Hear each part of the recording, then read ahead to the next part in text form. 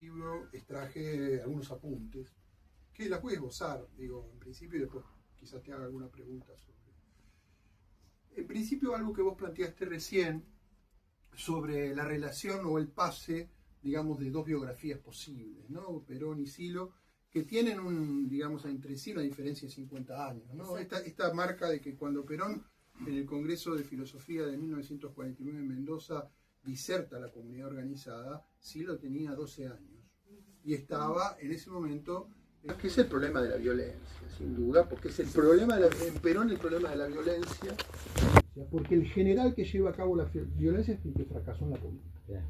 Él toma las ideas del general prusiano Karl von Clausewitz, que es su, a mi entender, vos no lo mencionás, pero yo creo que está presente de algún modo.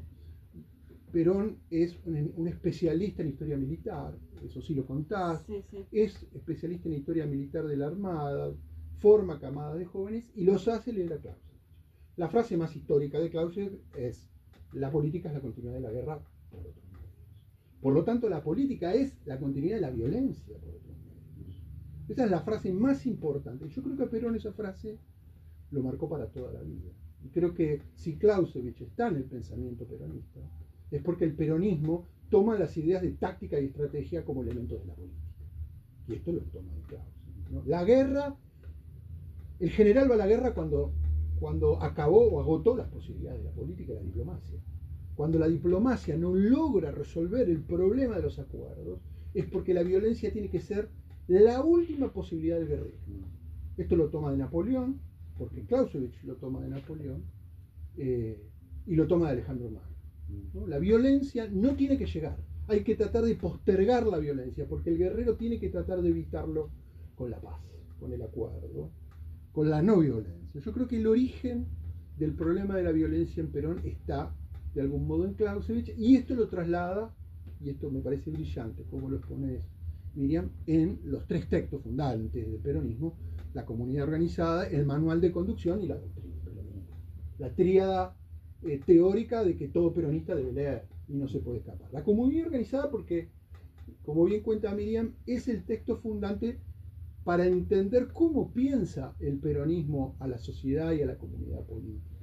Y el pensamiento de Perón, ya en la interioridad de ese texto, es un pensamiento comunitarista, hegeliano, donde la sociedad se basa no en que el hombre es el enemigo del hombre, el lobo del hombre, jovesianamente, sino, como bien contás vos, la fraternidad, el encuentro. En esto hay raíces profundamente cristianas en la comunidad organizada. Seguramente, como decís vos, detrás de este texto está el padre Hernán Benítez, o en su caso el filósofo Astrada, Carlos Astrada, que estudió en Alemania, que fue discípulo de Heidegger.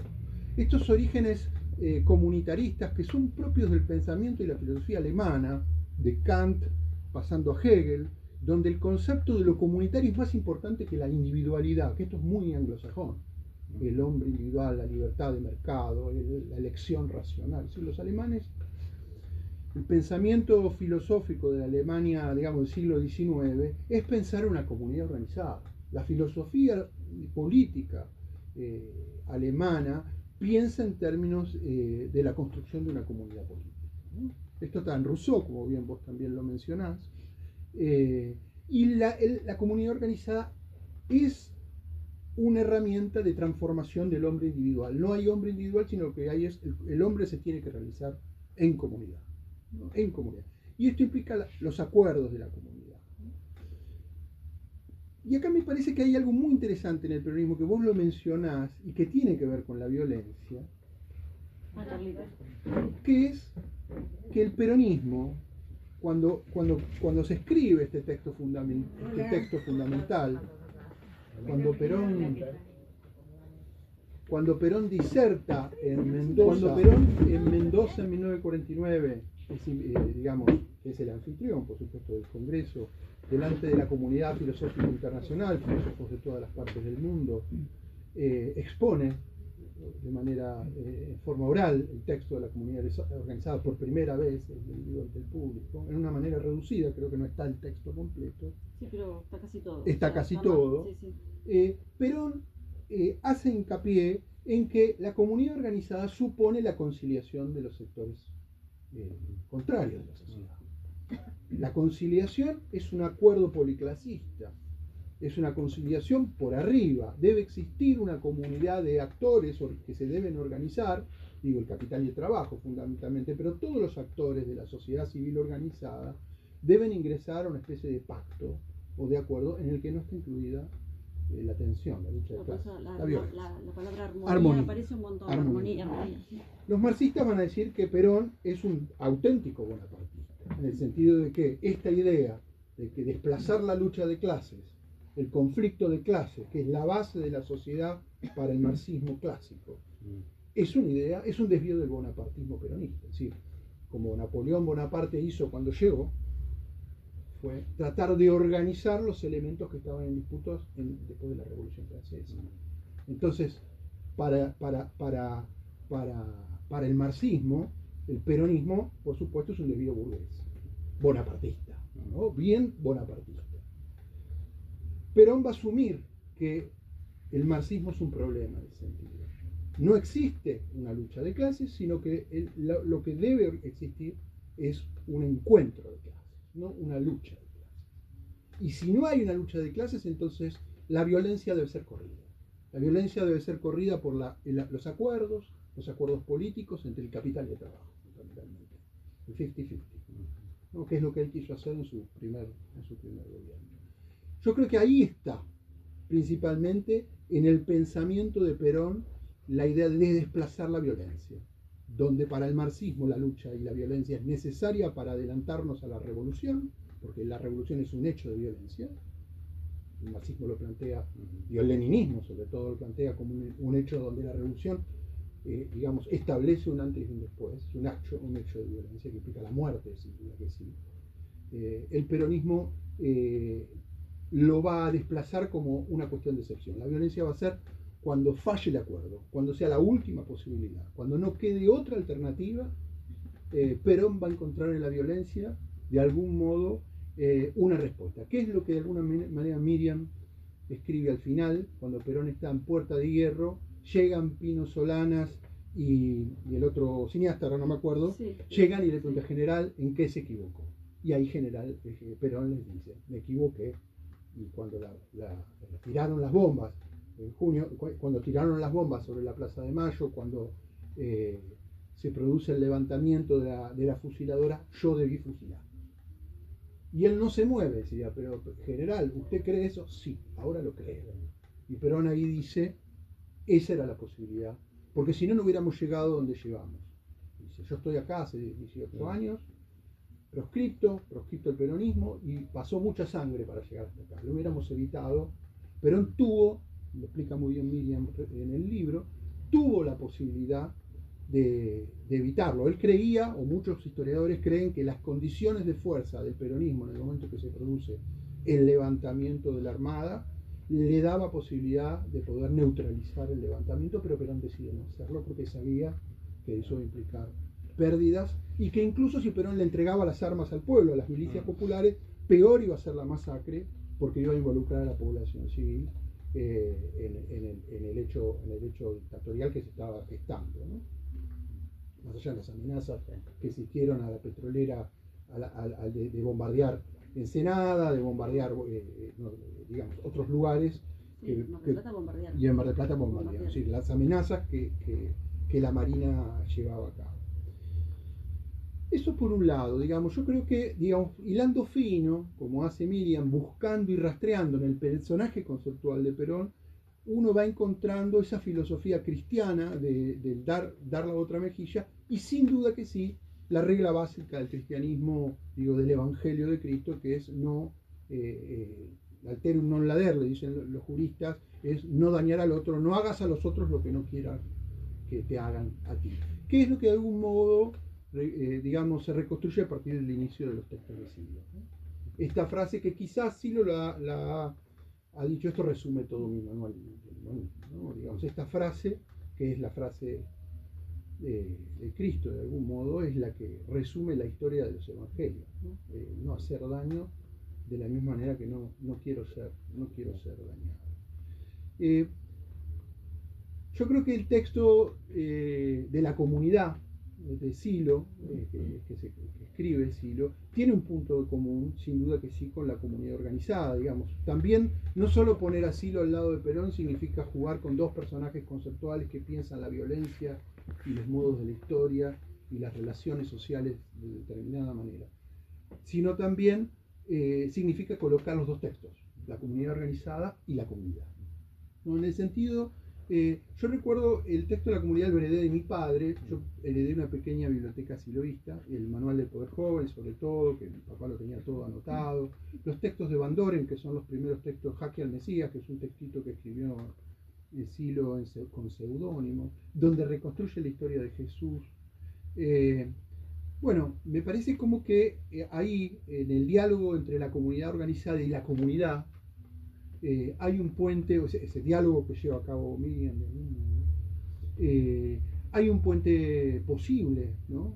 Es un puente donde se nota que Silo leyó a Perón y Silo de algún modo está reescribiendo algunos elementos de la doctrina peronista sin nombrarlo, ¿no? Más allá de que también, como Miriam hace, reconstruye en los discursos de Silo, en las entrevistas de Silo, cuántas veces Silo mencionó a Perón. Digamos, en un momento cuando se casó en Chile, casi lo insultó, pero un mes después, en Plaza de Mayo, llamó a votar por el 3 de julio, 1973, cuando el retorno de Perón, no la primera vez, con la votación de Cámpora, sino con la votación de Perón, sí lo llama a votar por Perón. Entonces, son las manifestaciones explícitas en las cuales Silo reconoce la importancia del peronismo. No quiero alargarme demasiado, solo decir que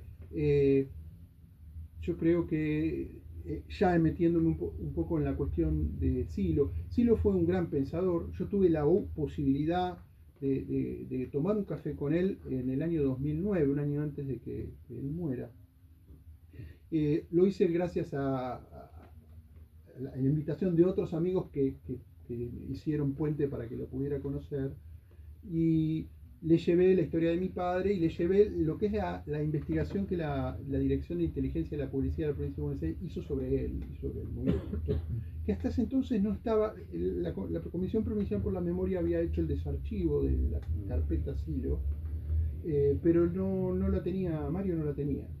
Entonces utilicé eso para poderme juntar con él. Y fui a ver a Gustavo Cabarrú, que era un siloísta de aquí de La Plata, y le digo, quiero llevarle esto a Mario, por favor haceme el aguante. Y él convocó a uno, a otro, y consiguieron la vía libre para poder conocerlo. Y le llevé el archivo completo de inteligencia sobre él mismo. Y lo que contaban de él. O sea, vos lo que tuviste en tus manos fueron los legados. Los papeles. Los papeles. Sí, Cronos, sí, se llamaba así. Vos Cronos, hiciste como una edición de eso para que está en la web para leer. Sí, que está en la web. De donde yo abrevé, claro, antes. Sí. Bueno, mi encuentro con Silo fue hermoso porque él me escuchó, hicimos intercambios, duró 1 hora y media, bastante, en un café de Mendoza, y él me dijo algo. Mi padre, en algún momento, que era la pregunta que yo le iba a hacer, si él se acordaba de una discusión con otro compañero del siloísmo, le planteó en Yala, en un retiro espiritual, creo que fue en el año 72, que era necesario que el siloísmo reflexionara sobre la posibilidad de asumir la violencia, ¿no? De crear una brigada. En ese momento algunos consideraban necesario que el siloísmo tenga un grupo de choque. En el momento de la AAA, el CNU, persecuciones, habían matado en La Plata a 2 compañeros, a Carrera y al otro muchacho, acá en 739, los habían asesinado. Entonces muchos compañeros de ellos se plantearon la necesidad de autodefenderse, ¿no? De encontrar elementos de defensa. Y consideraron que el manual de poder joven estaba bien, pero que había que reescribirlo. Entonces mi padre con otros 2 fueron a verlo a Silo y decirle, hay que reescribir esto, es necesario reconsiderar la cuestión de la violencia. Y Silo lo sacó, los echó, directamente los echó, le dijo que elijan otra organización, y fue así. Mi papá eligió Montonero, se fue del siloísmo, y es un ejemplo, y su otro compañero también se fue del siloísmo, es un ejemplo de cómo Algunos siloístas eligieron la lucha armada y rompieron con la comunidad y con el manual de poder joven, porque lo consideraron justamente el límite de lo que el contexto político permitía, que era necesario protegerse, defenderse y era necesario llevar un arma. Y en ese sentido dieron un salto hacia las organizaciones políticas militares, ¿no? Como las mencionan algunos historiadores, organizaciones revolucionarias. Y pasar a la clandestinidad en muchos casos, todo lo que fuera ese tema. Entonces, nada, pensaba en que Silo nunca se movió. Digo que aún en los momentos de la historia donde los propios militantes en sus trayectorias políticas vieron el límite del discurso de Silo, aún así muchos de esos se fueron, pero Silo mantuvo siempre una línea dentro de la no violencia. A mí me parece que tanto la mirada desde el lado de Perón como del lado de Silo son muy actuales, porque hoy en día hay una gran discusión sobre la revisión de la historia y sobre la cuestión de lo que implicó el matar, ¿no? El No matarás. Hoy hay una película que anda dando vuelta que se estrenó hace poco que se llama No matarás, y en el que se trata de dar cuenta de la crítica de la violencia, ¿no? De cómo ha funcionado la violencia, de lo que se ha hablado y de lo que no se ha hablado, no solamente del terrorismo de Estado, que ha sido la violencia estructural más importante y sistemática, como genocidio, sino la violencia desplegada por las organizaciones armadas, por las organizaciones sociales, organizaciones armadas, donde también asumieron la resistencia, ¿no? Y donde también la cuestión de la teoría de los dos demonios fue también algo que impidió hablar del todo de lo que había ocurrido respecto de la lucha, ¿no? De la lucha política y las formas de la lucha política. En ese sentido me parece que el texto es un aporte extraordinario porque presenta elementos para esa discusión, ¿no? Una discusión que en algún momento el filósofo cordobés Oscar del Barco quiso iniciar en una revista de lucha armada a través de una carta que se llamó No matarás, y en la cual muchos se escandalizaron con lo que planteaba del Barco sobre la cuestión de que el análisis de la historia de las organizaciones político-militares debía incluir la discusión sobre la violencia, sobre los asesinatos, sobre las bombas, como parte, de alguna manera, de la reconstrucción, sin darle de comer a la derecha, por supuesto, sin ser funcional a lo que ahora pretenden juzgar a militantes sociales porque colocaron una bomba o porque, bueno, ocurrió un episodio en la década de 60 y 70 que es una discusión sobre si eso es prescriptible o no prescriptible, que es una discusión netamente jurídica. Pero volviendo al libro, y para cerrar, a mí me parece que el libro, si hay algo que marca, es una idea de pensar más allá de los clichés de la política. Me parece que tu libro es un aporte, porque hoy en día, cuando las organizaciones, cuando en política se habla sobre el peronismo o sobre las cuestiones de la comunidad organizada, se pasa por arriba, digamos, habría que, como decía Perón, lean de nuevo la comunidad organizada. Nadie lee. Entonces me parece que el libro es un aporte para pensar los elementos de la política en términos de táctica y estrategia. Sin duda de que algunos de estos elementos han fracasado, no se han incorporado a las nuevas militancias. Me parece importante tu libro como aporte para pensar la militancia de nuevo, sobre todo en un momento como el que estamos viviendo, donde se nota que hemos fracasado o que el campo popular ha fracasado en determinadas lecturas sobre la realidad y la construcción del poder político, ¿no? Así que bueno, nada, festejo el libro y te agradezco. De ese diálogo que hubo entre estos militantes montoneros, entre los cuales estaba, que después fueron militantes montoneros de no sé de qué otras organizaciones, y Silo, ¿es una reconstrucción que vos hacés en base a algún testimonio? Sí. Que obviamente no de tu papá, porque vos, no. Claro. De uno de los compañeros de mi padre, llamado Tite Lizabe, que estuvo en esa discusión, que estuvo en el retiro de Yala ese día.